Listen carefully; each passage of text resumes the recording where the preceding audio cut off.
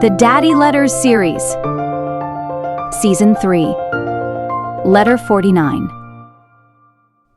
Frugal and Shrewd Daughter.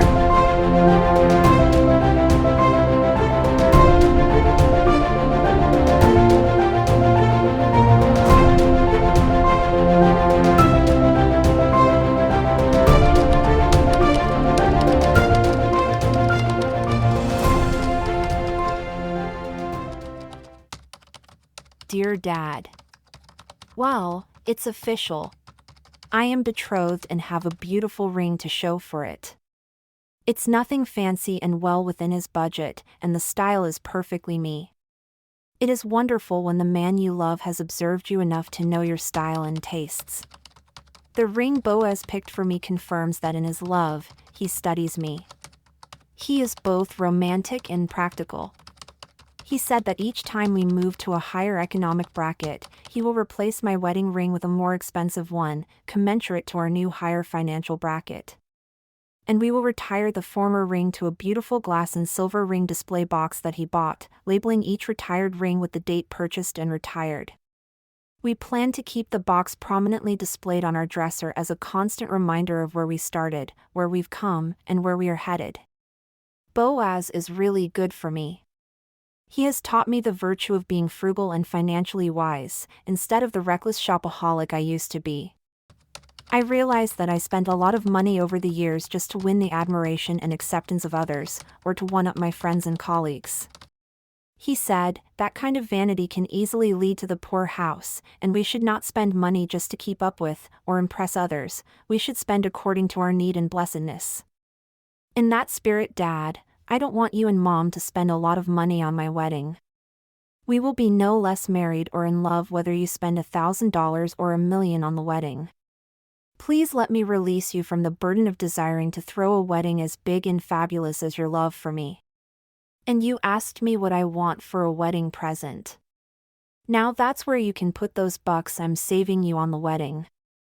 There is a very exclusive health spa in Colorado where we want to spend our honeymoon, but more expensive than we are able to afford.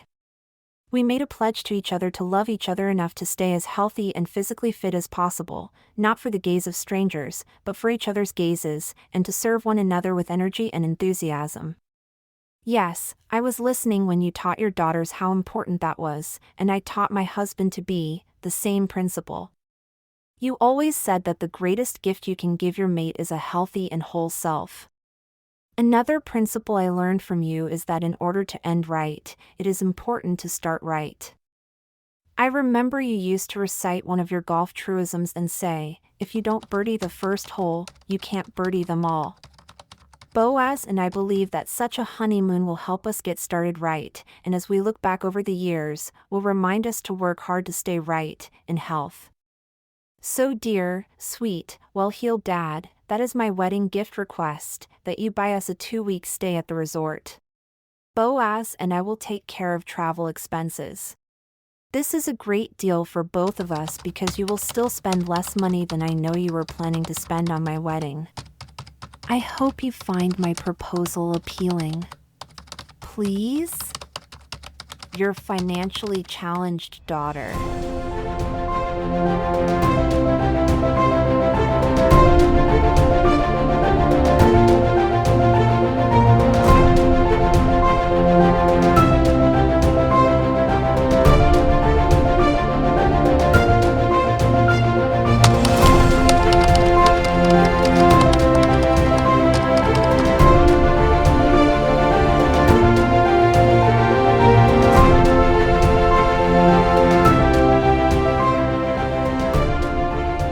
Dear financially challenged daughter.